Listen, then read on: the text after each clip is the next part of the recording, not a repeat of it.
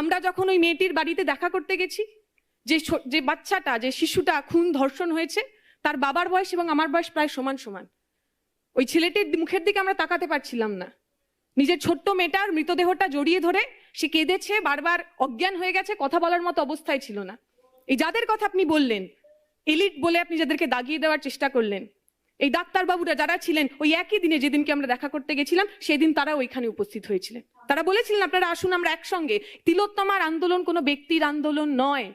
তিলোত্তমার আন্দোলন পশ্চিমবঙ্গের প্রত্যেকটা মেয়ে যে মনে করে খালি মেয়ে বলেই আমাকে ধর্ষণ করে খুন করে দেওয়া যায় না, সেই প্রত্যেকটা মেয়ের আন্দোলন। হাঁসখালির আন্দোলন, উনাওয়ের আন্দোলন, হাথরাসের আন্দোলন। অনেকে বলছে, রুদ্রনীলা বলছে উদ্দেশ্যর কথা, আমরা তো বলবো আমাদের উদ্দেশ্য সাকসেসফুল।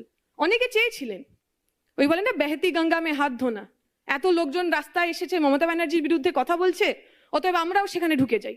আমরা পরিষ্কার করে বলেছিলাম, যদি তিলোত্তমার